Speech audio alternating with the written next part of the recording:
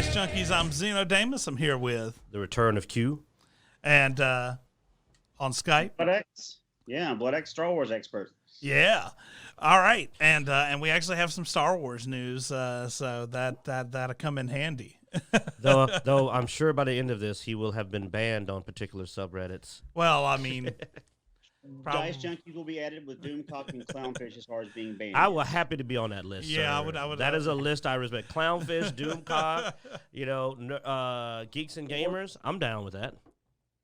Pirates and Princesses and Forbes. Pirates and Princesses, which is significantly older than the subreddit that claims to be the OG subreddit. Like, Pirates and Princesses has been around for a long time.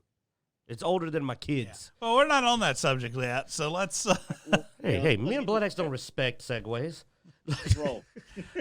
So let's get this show started with some lawsuit news.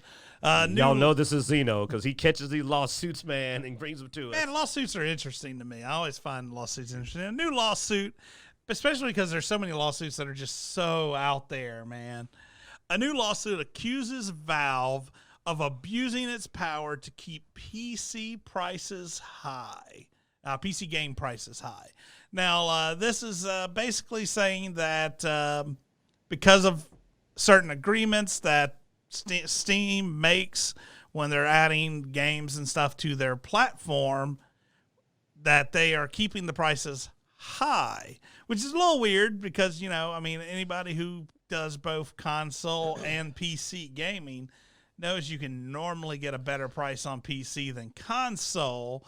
Mm-hmm. So it's usually about $10 cheaper for the same game versus a console price off the bat. Also, this argument would have been a lot more valid maybe 2-3 years ago when Steam was basically dominating the market and had a near monopoly. I mean, there was other ones out there, but nobody used them.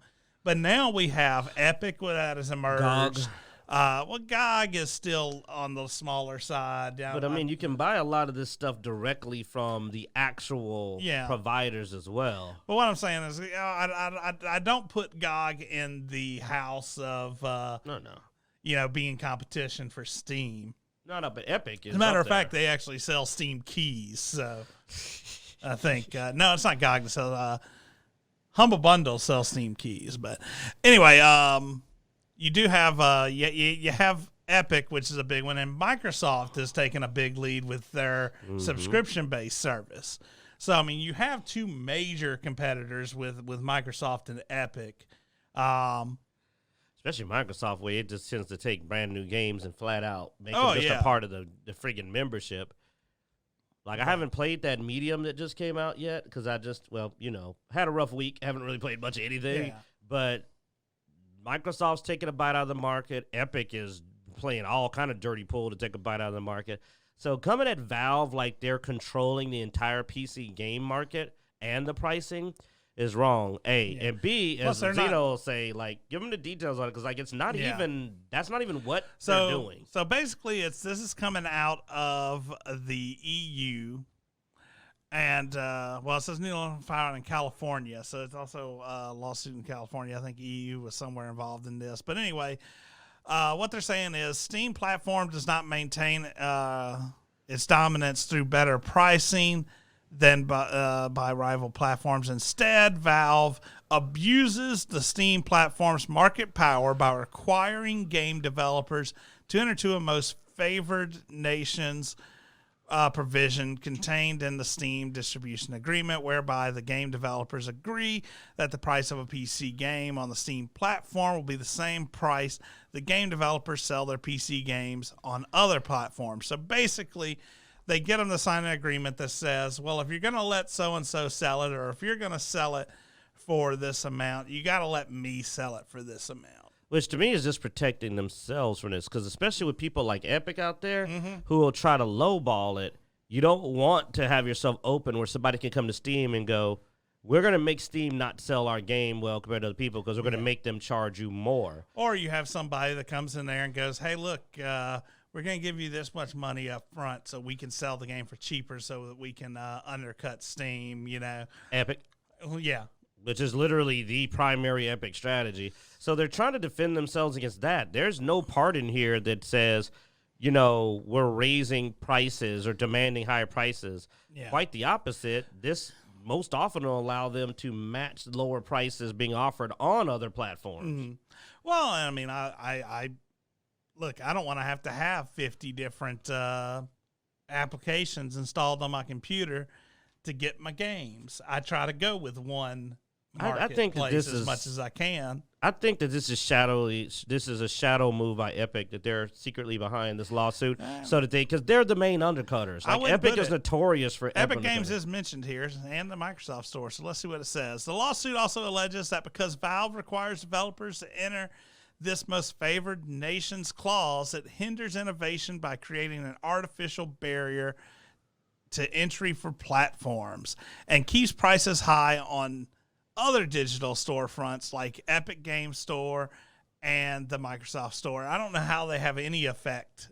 Also, that's quite different because it doesn't technically keep prices high. Yeah. Because, I mean, it's just saying charge the same price. If you want to charge less, Steam will charge less. If you say we're going to charge $40, Steam's like, okay, we can sell it for $40, just like everyone else. Instead of it being like, hey, Steam, you got to charge $50, and we're going to let Epic charge $40.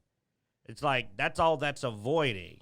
It goes both ways. It can actually keep prices down if the people go, we don't want to charge more than $40. It can go either way. But it's just Epic. I mean, as you can see, this is basically the tip from Epic to keep doing their undercutting strategy and avoid the legitimate competition of the companies. And that's what it just looks like to me. It's like Epic going like, hey, we want to keep undercutting, and we want to protect our right to undercut. Thankfully, several companies are backing Valve and going like, no, that's fair. Yeah, so behind them, Ubisoft, who has their own sharing software, is behind them, which is interesting, which CD Projekt Red does too, because they are the owners of GOG. Well, it's because anybody can be undercut. So some of the companies are smart enough to realize, like, no, this isn't a bad idea. We don't want to make a precedent that we lose our protection from, well, I mean, everybody knows about what's been going on in the stock market recently. It's like everybody's these days trying to protect their interest. And I think those companies are backing Valve because they're like, we don't want Epic pulling that stuff on us next. That's where I got the EU commission from. Apparently this follows, there was another lawsuit that was encompassing a bunch that was a fine by the EU commission over geo-blocking. But anyway, I think Epic has now launched a legal campaign, against Valve by pushing different interest groups to try to sue Valve. They did the underhanded stuff with the Apple Store and the Google Store, so I wouldn't put it past them. The lawsuits, frivolous and like dirty lawsuits, is what Epic uses as a weapon, and I mean this matches their MO. 10 cents, man. I mean, it matches their MO, doesn't it, Blood Axe? Like, I think it does. Well, just looking at this article, it sounds like they're trying to accuse Valve of collusion with other companies to increase prices. But the more you dive into it, it doesn't look like it's collusion to keep prices high. It's more of an agreement to say, hey, if you sell your product for $10 less on this site, I have the right to match it because you want to have price transparency across the board. Otherwise, you could have other people collude together to drop the prices to bring customers away from Steam and play over there while you're forcing Valve to keep the prices higher. Yeah, I mean, if anything, it should be an anti-competition lawsuit. Right, but yeah, they're trying to accuse them of collusion, and it doesn't appear they have a leg stand on for that type of viewpoint.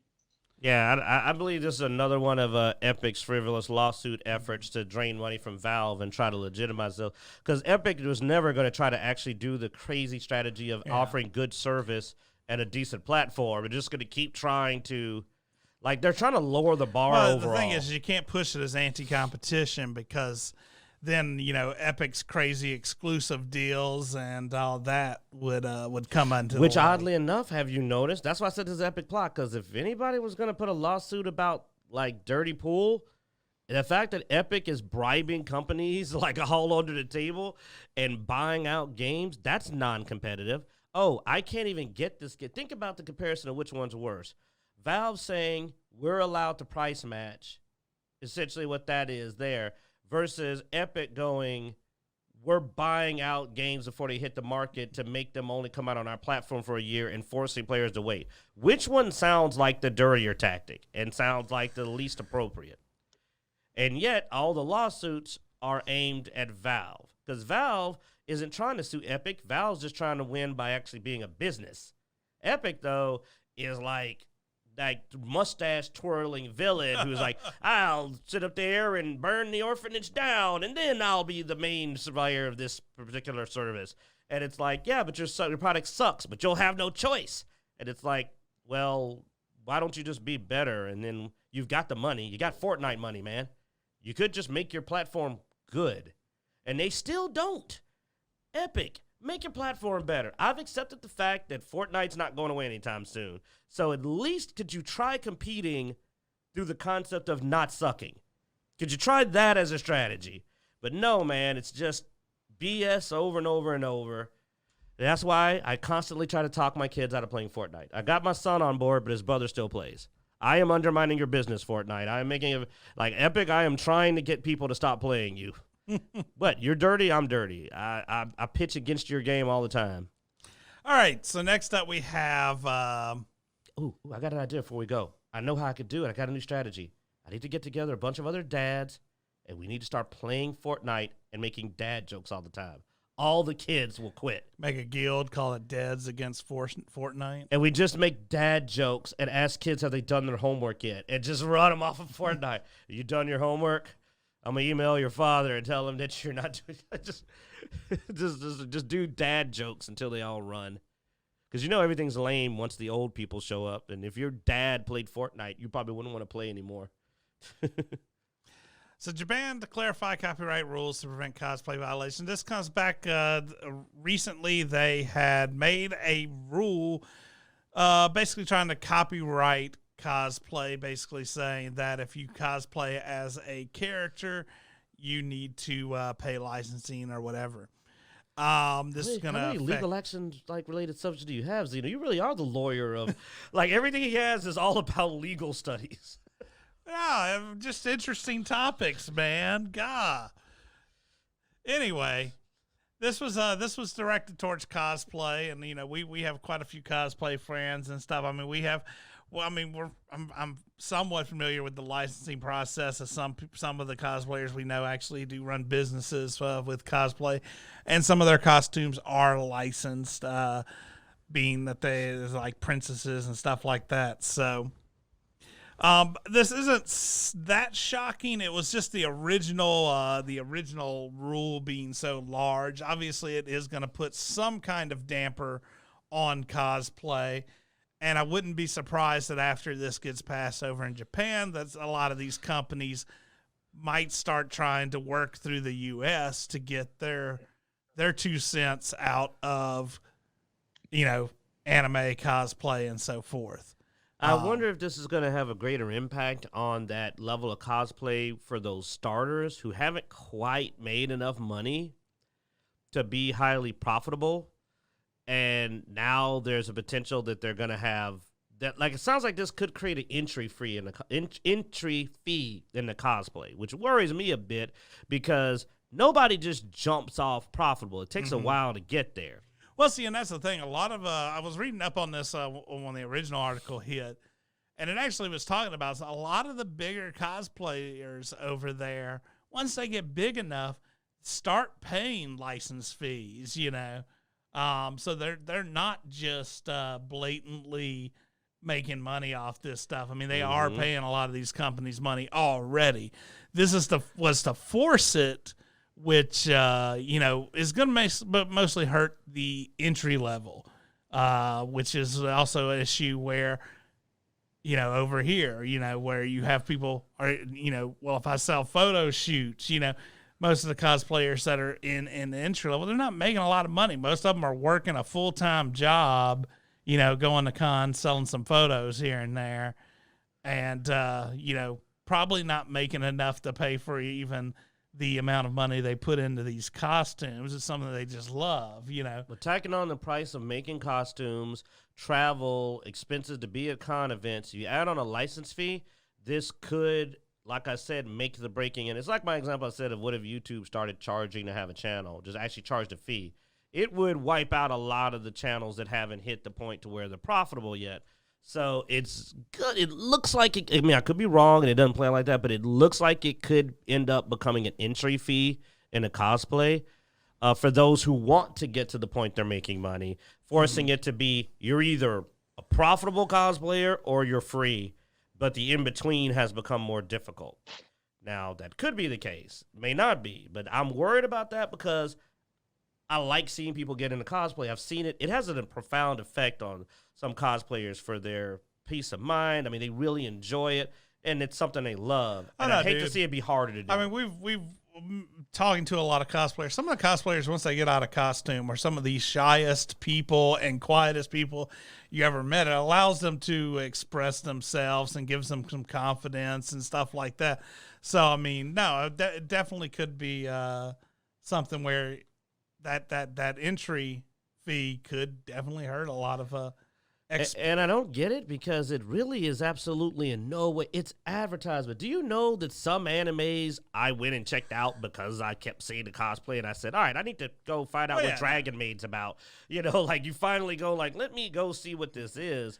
So it's like. Well, that's the game streaming argument, basically, you know. People streaming games and talking about games. No, it's even more valid, though, because cosplay is not a spoiler.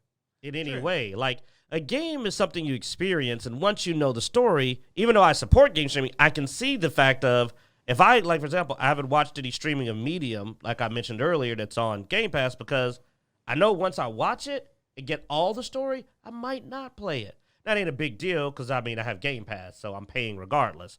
But with a cosplay's not a spoiler. It's just a character, so it literally has no negative ramifications at all in any way. I don't see how it could possibly have a negative ramification.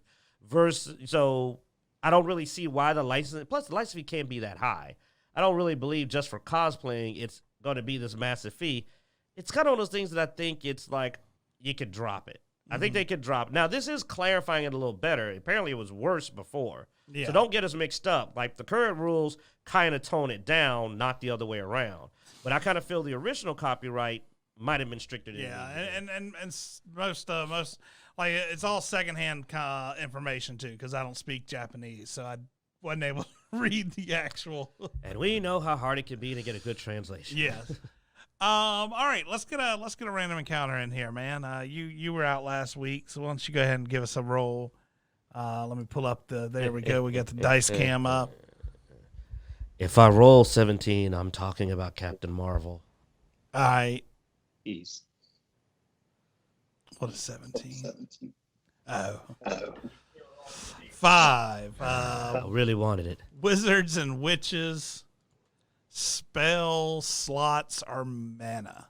Now, for those of y'all to get a deeper dive, what we're talking about, specifically in tabletop games, though in the original Final Fantasy, actual original Final Fantasy worked this way, one of the magical systems that gets employed is the concept of you memorize certain spells, which is known as spell slots.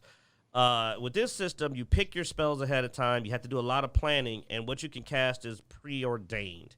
Conversely, and some MMOs use this strategy where you slot up abilities, you use them, and then when you recharge, you pick them again. The other system, mana, is usually a point-based system, which is very familiar to video gamers, where you don't have, I only can use this ability this number of times because I pre-picked it, but instead you do it on the fly. I got 100 mana, this spell costs 20, this costs 10, this costs 30, and I just cast it. I've always leaned toward mana as a preference because while spell slots are fun for tabletop games because it gets you get to show off your strategy to guess ahead of time. Well, that's the thing. This almost is a video game versus tabletop because almost always tabletop is done. Very few systems use mana. Anima, one of the reasons I like Anima's spell system is because it uses a point system, a mana type system. And I lean toward the mana type system for action-y games and also for newer players. Like, to me, I thought that's the weirdest thing about 5th Ed when it really came with its approach of being friendly to new players. I really was surprised that they haven't went ahead and switched to a point system, which would be very new player friendly for its Magic system. I still don't know why they've been so adamant about the slots while they've been willing to change so much else to be player friendly. So I'm a big mana point for newer players and high action system because it allows players to go into battle and just cast what you want. And the only thing you got to do is manage how many points you have left. But for a deep, like our level of gameplay, we're very experienced tabletoppers. I kind of like that plan ahead, show what you really got, get the slots. But I wouldn't suggest it as being a general public option being the best. Well, here's my thing on that, and that's I mean, the spell slots were introduced in like D&D and stuff like that because of the level of power you get from spells. They had to limit that somehow, and the easiest way to limit it was to give a limited asset like slots.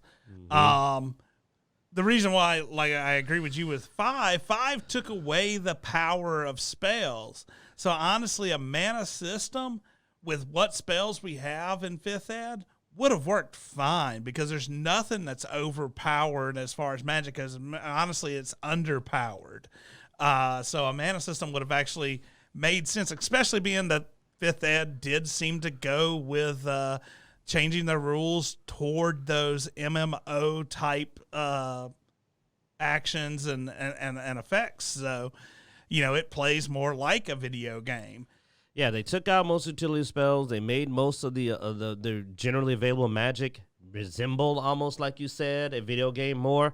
And they made all the utility mostly in the rituals, which, the rituals just don't use the mana point system. Boom, you've got your balance. Point systems for these other spells that are designed in a way that fits with that. And then the utility that you want to keep a tight rein on, you keep as rituals that the DM has a lot more control over. And then you can allow players to roll into combat with their wizard and just be like, I spend 10 mana, I spend 15, I spend 20. It would have been, to me, a lot easier to do. So I think that systems that aren't intended to be overly in-depth and are trying to be new player-friendly need to switch to a mana system. I think that Pathfinder 2nd Ed and 5th Ed D&D should go ahead and just make that change.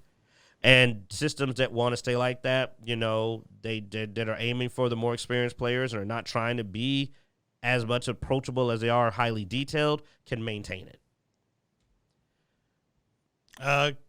Clinton, you got anything on this one? Yeah, well, the reason I put that question up there is I remember back in 3.5 of for Dungeons and Dragons, you had to choose between the wizard and the sorcerer. The sorcerer got spells at a slightly slower pace than a wizard, but they had access to their entire library. But you could cast a number of spells dependent upon your actual spell slot allotment for that level. Versus a wizard got spells quicker, but you had to specifically pick the spells that you want. But I really like the idea of the mana system for newer gamers. But like you said, if you're a wizard worth your weight in salt, let's see what you got and how well you can prepare for contingencies based upon the adventure you're going on or just survivability alone. So for the more advanced players, I do like the spell slot system. But for video game play, I mean, mana is the way to go. I played Baldur's Gate, and when your wizard ran out of spells, you had to go and find somewhere to sleep just to get your spell slots back. So I really like the mana system for a video game play, but for tabletop, I think the spell slots it gives you more investment in the actual adventure because you really have to plan accordingly so you can actually survive certain situations. So, but it was a fun question. I thought I would pose out there to get everybody's thoughts on. We'll say the unlimited cantrips helped a lot in both. I mean, they both basically have it. Yeah. Yeah, the cantrips, the ability for priests to be able to drop some of their spell slots for healing spells. That makes a lot of sense because if you're a cleric and you can't heal, then why are you playing a cleric? So some of those things make a lot of sense. But when it comes to wizards, I really think that it's a question of your ability to be able to play as a gamer, and also depends on the campaign setting or if you're playing tabletop versus an actual PC game. So, gotcha. All right. So let's see what we have next. CD Project Red. Cyberpunk. Woo. But not All the right. subject you thought we'd bring Not- up about yeah. of the many things that have gone wrong. Patch 1.1. Oh, we talked a little bit about patch last week. This week comes CD Projekt Red shuts down Cyberpunk mod that lets players have sex with Keanu Reeves. So basically, somebody made a mod that changed out one of the female skins or male skins, one of the characters you can have intercourse with, to Keanu Reeves. This allowing your player to have intercourse with Keanu Reeves, and CD Projekt Red said, not on our site. Now, obviously, they cannot shut down the mod entirely because of the internet. I guess they could try to make some modifications to the rights of the skin, but as of right now, they're just like, yeah, please don't do this. And honestly, they were quite sincere about it. They actually went out there and they were like, look, we pay, there's certain people we pay to use their likeness in this game. And the things they do in the game are things they agreed to do in the game. They're like, you can do whatever you want with our multitude of random skins out there. But we ask that the ones that are based off of actual people, please leave them alone. Please don't do this. But we can't stop you, so yeah. just don't link it to our site. So then they were just like, well, we're not going to allow this on our site. Obviously, yeah, not stopping it completely because most people don't use their site for mods. So they did release their mod assistant tools recently. So we should see a lot more in-depth mods now starting to hit the market because all the modder tools have been released. Oh, good, because it's been light. I was looking for some. I didn't more realize that the heavier mod mods. tools hadn't been released yet, or the mod kit hadn't been I know, released that's yet. how good the mods are. They had quite a few mods out before the real. Now the good stuff's going to be coming out. But yeah, the mod kit's been released now. And I think the mod kit, though, if you're using it, it does not link to these particular skins. Obviously not. Yeah. I'm a Nexus mods man myself, man. So I don't even use like official mods. Yeah. But with those mod tools out there, I mean, people will just take the parts of the mod tools they want to be able to use and go, oh, that's where this was, and da-da-da. Now they'll be able to take off Keanu's pants because, like, literally he doesn't strip down. If you actually, the mod also was not capable, at least the version, the one that they're talking about, of even providing nudity yet because Johnny Silverhands clearly doesn't currently have, doesn't officially have a new skin. They're fast, dude. But while I was saying that sentence, it was changing because that's how fast they were making it. But he doesn't officially have. I don't think Keanu did the green screen naked, so they don't have like a. There was a little bit of uproar of people going, "Oh no, CD Projekt Red stopping mods," but it's not really them stopping mods. It's just them saying, "We're not going to support this." We don't want to get sued, so we're going to say this thing to avoid the lawsuit. We're being sued enough already. I'm sorry. It's like we got enough lawsuits in the making. We don't need another one. Hilarious. All right. I mean, hey. Okay, no. What? Won't go there. No. What? No All comments. Right. No, you sure? I was about to do that, giving people information where they can go find things that I shouldn't. Learn to search the internet yourself, chillin'. Yeah. Give the breaks. All right, let's talk about WandaVision, man. Episode 4 hit, and I watched it. Q watched it. I think Clinton watched it. So we all took a look at it. I think we all have a little bit varying opinions at this point. We have diverged. So I'm gonna I guess I'll start with mine. I actually enjoyed the latest WandaVision episode. I thought it was a interesting switch of pace. Definitely, I have not really enjoyed the first 3 episodes very much. The third one got me a little interested at the end. And this one actually started linking the Marvel Universe really into the WandaVision series. It also did not take place in the same spot as the previous three. This all came out into the real world. Trying not to give out too many spoilers, but it did link into Endgame. And everybody coming back. So that was really interesting to see sort of how things got handled a little bit there. It also horrifically confirmed a lot of theories. It pretty much anything that happened in the last 3 episodes got covered in this 4th episode. Oh no, that's not the theories I was talking about. I know. But so if you don't want to watch the first 3 episodes, are you having pain watching them and stopped, you can watch this 4th episode and pretty much be caught up. It's a recap. It's a pretty in-depth recap. Yeah. And that was my biggest problem, was it was a recap episode. Yeah. Well, actually, I had the one thing I did like about it is it did make you stop and think about the way that it intertwined with the MCU. Because the first 3 episodes, I'm like, this has nothing to do with Marvel. Why are they even slapping Marvel on it? And so now they're trying to weave it in. Okay, I get that, and I appreciate that.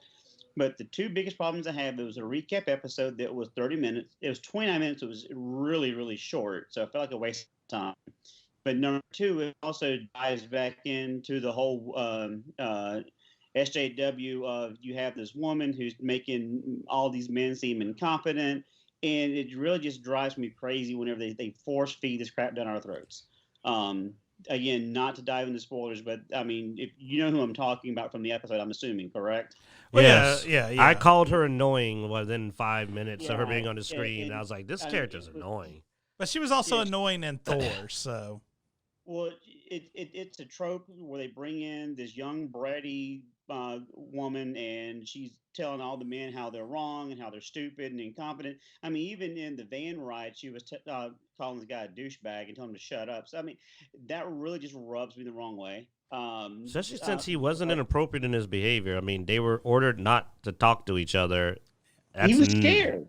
Yeah, he was clearly scared, and she was being a cunt. Sorry, I'm not going to rant too long, but that was one of my biggest issues. Even my wife was like, "Why don't we waste our time watching this? We've already seen all this stuff." And so they gave you 5 minutes of loose end tie up. Okay, it was a pointless episode in my opinion. But if you don't want to waste your time on the first 3, yeah, you can just watch the 4th episode and get caught up completely that way. But the episode itself, I could have done without. It was really it was filler for me, in my opinion. See, I didn't feel that way. I thought it brought a lot of brought some interesting information to the forefront. It sort of linked everything in, which I thought was cool. I mean, you had the girl that came in, the scientist girl who was an assistant to Thor's girlfriend, and in the Jane the Foster? Yeah, Jane Foster. Finally, I've been trying to remember her name for a while. She's so unimportant, I couldn't remember She was her. an assistant to Jane Foster. Then you also had like the FBI agent who had showed up in Ant-Man and Wasp. So you had several links. You also then had, of course, the daughter of a character from Captain Marvel. So you started getting a lot of links to other movies and other Marvel franchises start creeping in. Of course, we're bringing up Sword, which has been hinted at throughout the entire 3 episodes. Yeah, they're past hitting now. Yeah, but I mean, so you had several things brought up. Yeah, the one thing that I really didn't understand, and this is kind of a semi-spoiler, but not super spoiler, is it doesn't really explain how the people or the person who was in their world kept changing clothes with the genres throughout the first 3 episodes. So those of you that haven't seen it, you'll see the change from the 50s, 60s, and 70s, but their clothes all changed with them, and that didn't make any sense to me if you're going through that as an outsider, how all that works out. Well, so that was the thing that was really, they didn't explain that. Actually is explained. They cover that. It's a constant filter effect that happens immediately upon entry. It doesn't matter if you were one origin, because remember, they show the filter change distinctively when a guy goes through. Yeah. So it's an active effect. It's an active effect. Again, the whole time I was still kind of like, okay, I've seen all this. I really kind of tuned out because a lot of it was recap. Oh yeah, a lot was recap. And a lot of it I thought was going to be a bigger reveal was really very simply exactly what you thought it was. I will admit that there was no real twist with any of the reveals. They were very much like 100% what we all had guessed. So now, but I mean, I just feel, I don't know, man. Like I actually enjoyed this episode. I feel like y'all are just being negative to be negative, which I know you're not. You know, I know you're not. I mean, I'm not as upset as Blood Axe is. I mean, my biggest thing is that at first I thought they were doing something different with a character backstory that's introduced, but then I realized they weren't, and I kind of backpedaled. I still feel it's odd they chose WandaVision to introduce this character, since being who the person is and what they're a part of. I remember I told you I think Falcon and Winter Soldier would have been a better platform to introduce this character, because you could have did a lot more. You could have did some action. Well, I mean, you could have did some espionage. You could have shown their skills. Yeah. I mean, but they're also going to try to spread out as much introductions across as many series as they can, because they're trying to link this whole one in the universe. They want you to have to watch everything. But being that I like the character, I kind of want to see this character in action, and the nature of WandaVision kind of precludes a lot of action. Like, I really think it's not the style to be heavy on action. I think this is a backdoor way to introduce that character into something in the future. I really do. Yeah, I know. I just felt that they should have did it with Falcon and Winter Soldier, because I think they could have did more. Right. I mean, they did the same thing in Mandalorian. I mean, they introduced, Well, yeah, but But those characters are also well showcased. Again, spoiler alert if you haven't seen the Mandalorian, shame on you. But this character is not nearly as well known, and Zeno hadn't even seen Captain Marvel, so you had to explain to him what was going on, even as far as the relevance of this character anyway. I didn't even recognize the character immediately. I had to take a second glance and go, oh, okay, that's this person. It's funny, I was on the phone with Q before I started watching, and I said, I think that this character is this character over here. And he goes, no, it's not. Why would they do that? And sure enough, they called it like in the first 5 minutes. And you remember why I said that? I said why would do that because I was thinking, this isn't the show to introduce this character. Right, exactly. And I stand by that. The thing about this episode is, and no offense to anyone out there, especially for Zeno for enjoying it, is I already put everything together that this episode revealed in the first 3 episodes. It was not. It gave me nothing new except for the one tie-in to the Endgame. Because I was explaining to Mrs. Bloodaxe what my theory was in the second episode when we started seeing some things tweaked and changed. I'm like, oh, this is what's happening here, and she's like, what? And then sure enough, this kind of confirms it. So see, I'm also feeling like you zoned out in the show, and you might have missed some stuff, because I think there was some new introductions in there that weren't just things you could have figured out from the. There is one big reveal that happened that I think everybody missed, and I just realized that was actually really something that I'm amazed we all missed. Oh, well, we'll talk about it after the show. Yeah, I actually just realized what the hugest reveal is, and it's amazing we didn't catch it. Like, oh my goodness, that actually makes me wonder how. But unfortunately, now that I've got it, I think I know how this is going to end. I just made a big discovery in my head. But ultimately, I rated it a decent episode and worth a watch. But do I consider it to be great, like compared to other series? No. Is it probably the best episode of WandaVision so far?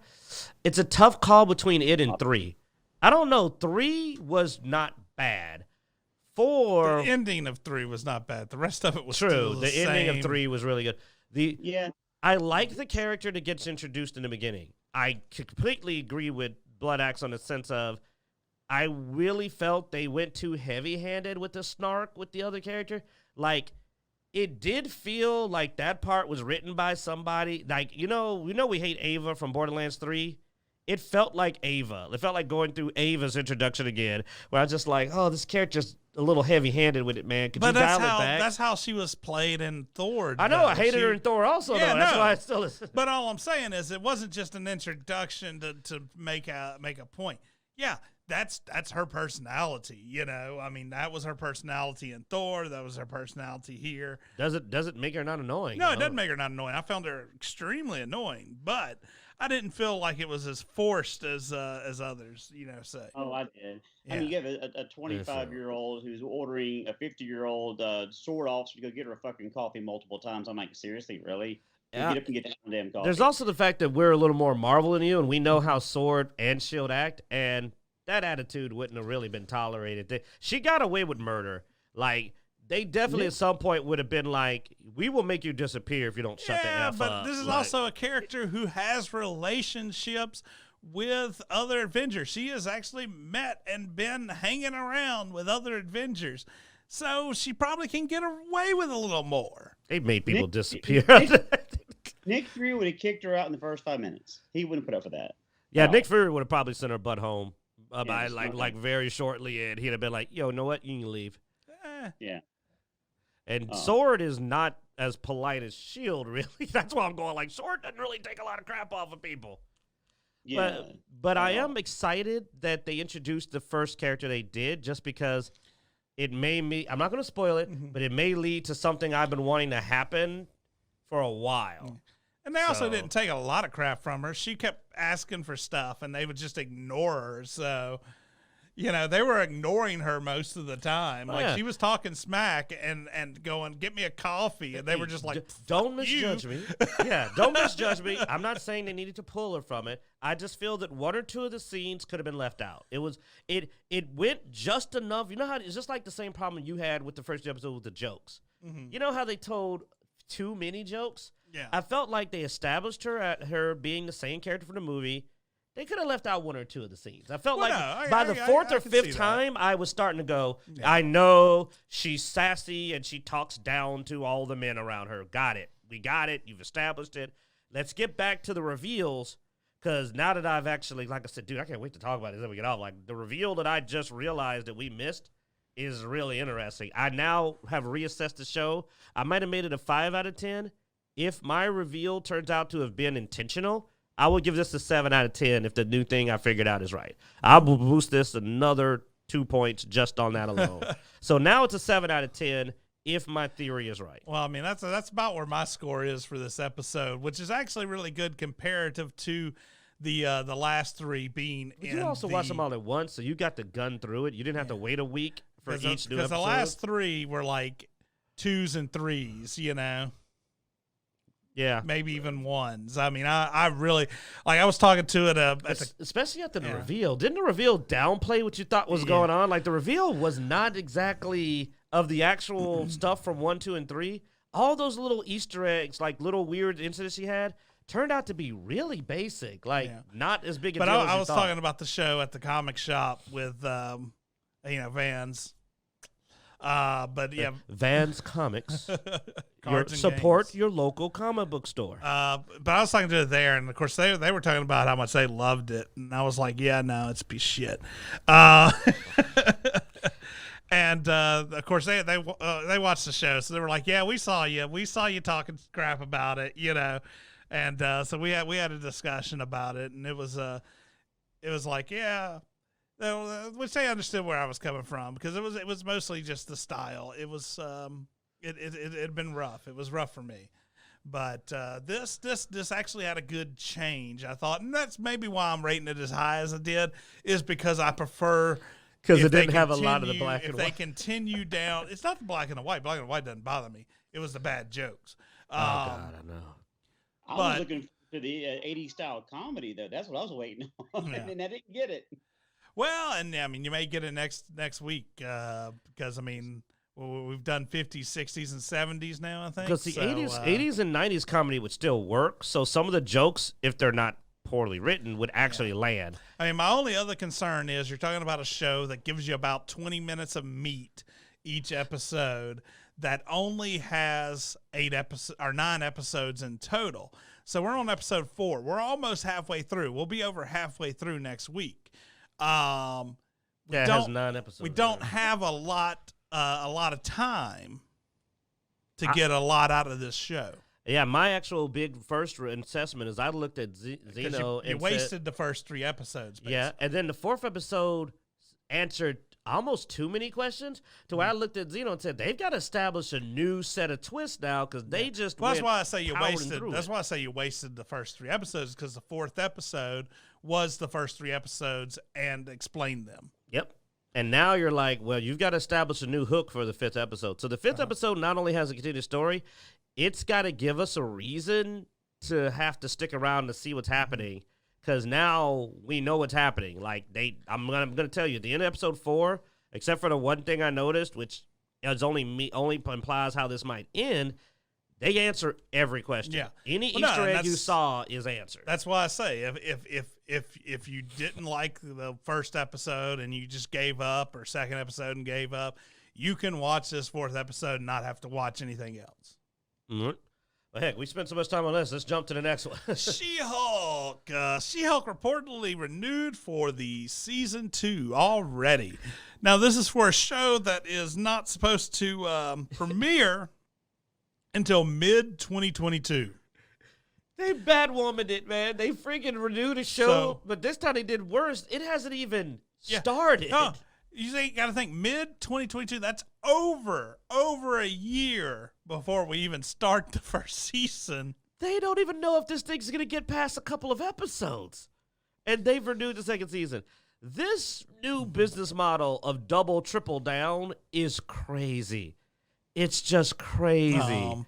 So yeah, that's going to be interesting to see what exactly got them to decide that this show is worth a second season, because it can't even be done filming, dude. I know they haven't even finished it. Probably I don't even know if they started. For God's sake. This is just another example of the bad business practices currently being done because certain interest groups have gotten into such a level of influence that they're able to go to a company and convince them to do incredibly stupid things. That's like ordering another 1,000 copies of a product that you haven't even brought the first round of deliveries yet. They haven't even delivered the product, and already we've ordered another 1,000. I mean, I understand renewing for a second season 2 before you may release the first season because you're wanting to get those yearly seasons out there. But I would expect you to have enough to show off to, and maybe they do. Maybe they have more than I think, but they've got to have showed it off to test groups and all that stuff to at least see if it hits there before you start renewing a season. Because you know how big a financial blunder this will be if this does not leap off? Like if the first few episodes of She-Hulk sink, this will be a devastating financial blow because you will have already paid and done another season. You're just screwed. Like the best way to describe it is you're just screwed.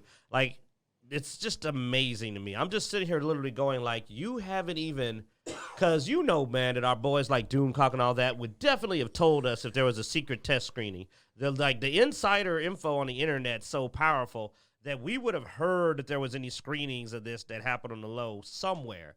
So I'm shocked because I'm like, you don't even know if this isn't the worst thing that they've ever done. Doomcock is just clickbait and sensational and political and. But even that's advertisement for it. Sorry, this is coming up to the next topic. Yeah, because I mean, basically all we can say is they've literally already ordered a second season of something that hasn't come out. So brilliant Disney business practice. Well, I think some of this also has to go back. If you look at it, we haven't even gotten a confirmation for WandaVision season 2. So we only have season 1. We don't even know if there will be a season 2. If they're already doing a season 2 of She-Hulk, I think they're probably building towards something climatic with the other series, Winter Soldier and the Falcon. They're probably trying to tie those in with Phase 4 projects. And if anything, it may act like the old Agents of S.H.I.E.L.D. where they would loosely tie in stuff in between films, and it could be a project like that. But going back to Q's point, that if the first 3 episodes bomb, it's going to be a financial failure. The first 3 episodes of WandaVision bombed, and guess what? I went back and watched them again after talking to Zeno. So people will go back and watch it and gain interest if it gets better. But if the entire season 1 does not pay off, then it will have financial consequences because people won't even watch season 2. Yep. Yeah. All right, let's. I guess let's get one more random encounter in here before we hit these next topics because I figure that we're gonna fly through those. Yeah, we're rounding the finale, people. Oops, I didn't mean to pull up the wrong camera. There we go. All right, let's see here. What you got, man? 14. Huh. All right. All right. 14. Let's Oh, see. yes, we got Doctor Who for Ah, you. All right. Should the BBC bring back Peter Capaldi, Matt Smith, or David Tennant as a surprise twist 14th Doctor? Now, this was actually something I've seen brought up in several places where they talk about reincarnations being duplicated. There was a question that came up about this in the past. I mean, I'm not a big fan of the concept of duplicating a reincarnation. If we were to do anything, we could go back and just erase some reincarnations. But that's just my hatred coming out. So, Well, hotels don't have a 13th floor. Yeah, I actually put that question on there before I read something recently where they're even thinking about just canceling the show entirely, which would be bad because I grew up watching Doctor Who on PBS, Fourth Doctor. It's my boy. yeah. But even through the David Tennant, and I know Zeno doesn't have a large affinity for Matt Smith. I loved Matt Smith as the Doctor. Peter Capaldi, I think, could have been better, but I think he did with the best with the hand he was dealt with. I think the actor was really good. I thought the writing was just bad for his seasoning, so he didn't really get that. So bringing back, I think, Peter Capaldi and just basically saying, hey, you know what, these past 2 years, they don't exist. We're just retconning them out of existence, and we're going to do it all over again. I think that would be interesting, almost kind of like the Veil of the TARDIS, if you will, to do a Star Wars reference there. But I think that would actually maybe bring some of the fans back because Peter Capaldi, like you said, did good with the hand he was dealt, but they do need better writers. First, they need to hire a CEO, which they haven't been able to do for the past year. But they do need to have a better writing team to bring back that sci-fi experience that we all fell in love with as kids.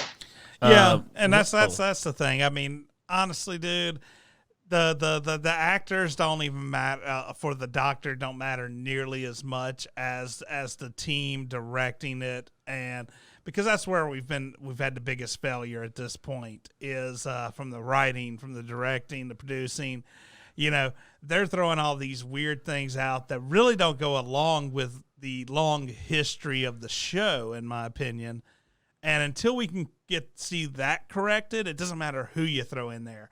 You know, do you want to ruin David Tennant's legacy by throwing him into this crew that's running it right now? Do you want to, give Peter Capaldi even worse time? You know?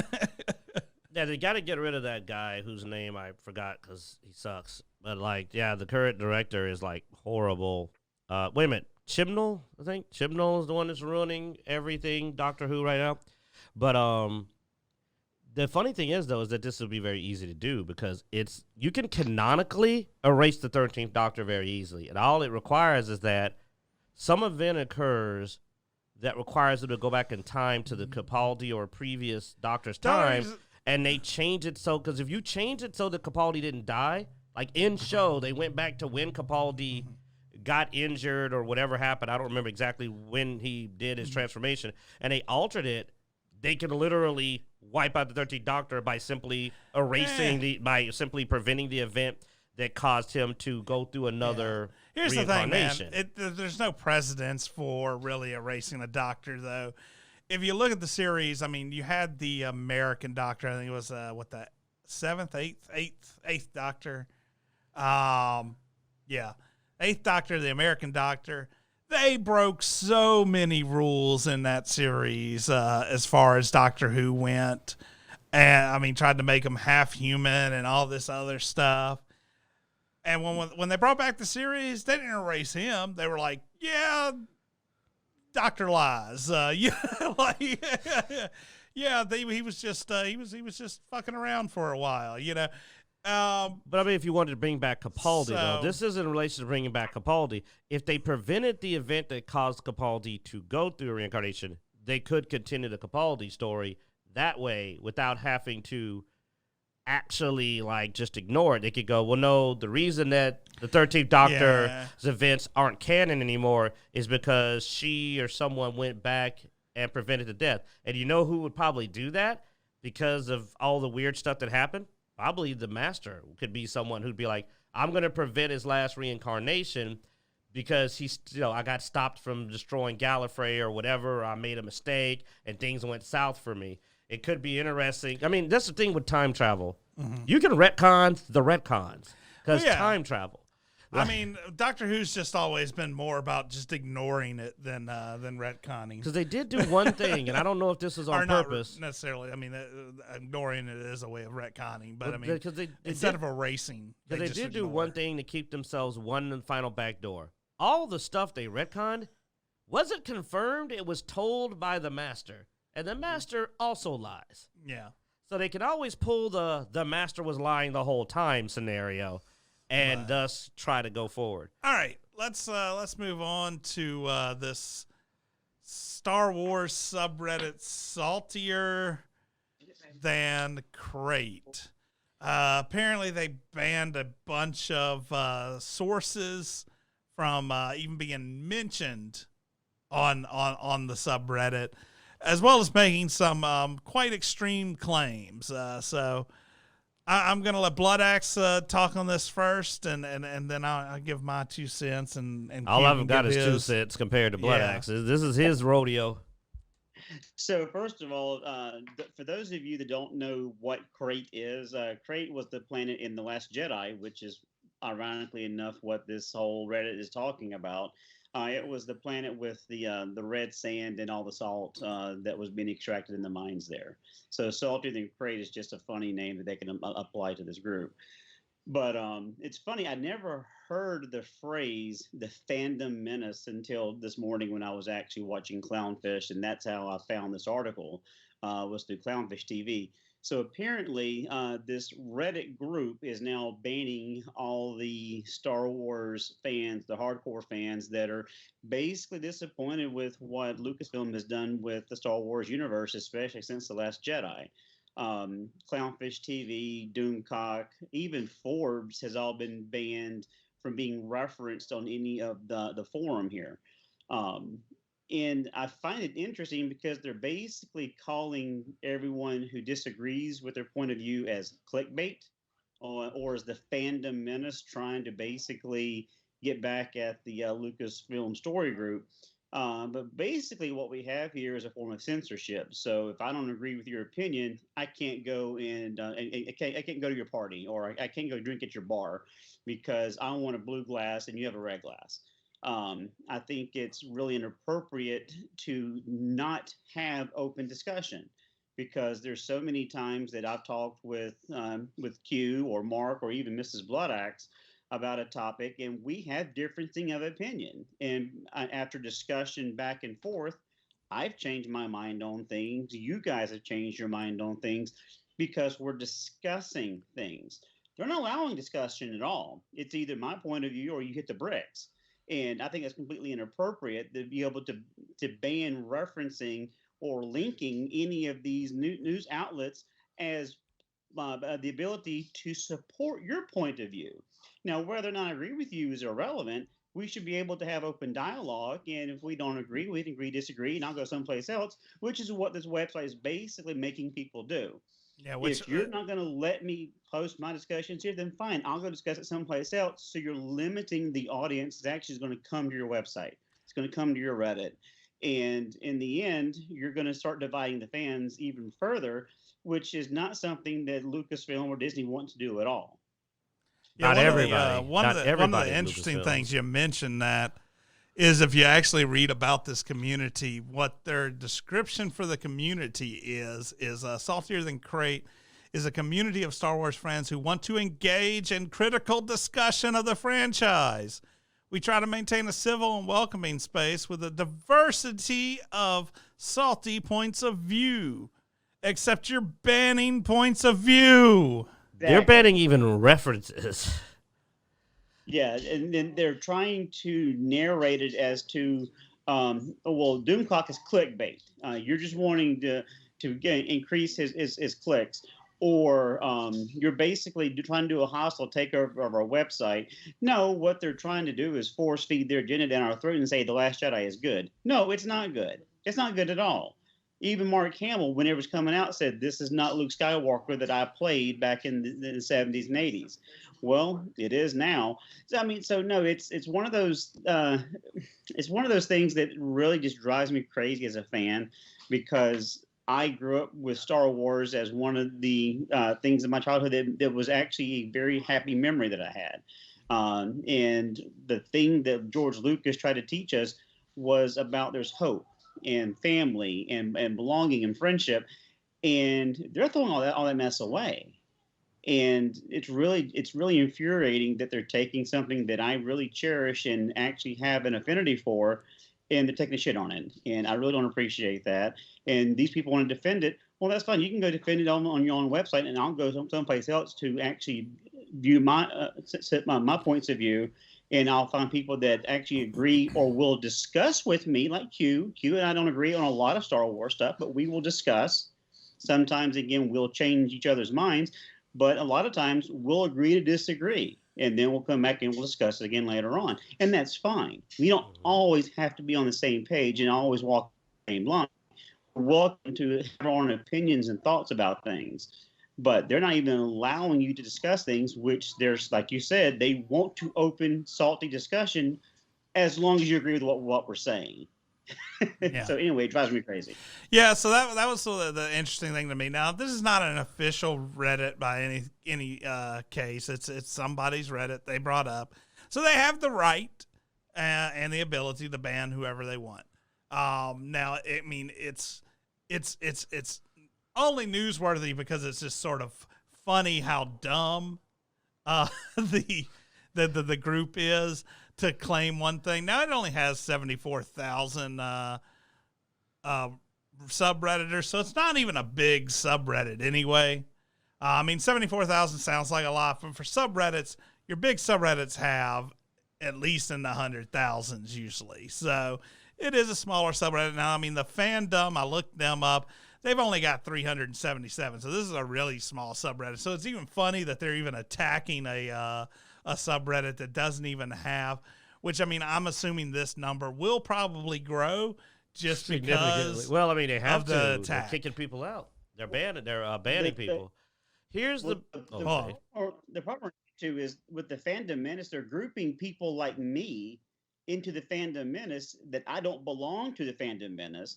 But they're saying because I don't agree with The Last Jedi is a good film that I'm part of the Fandom Menace. No, I'm part of the original trilogy group. I'm part of the prequel group.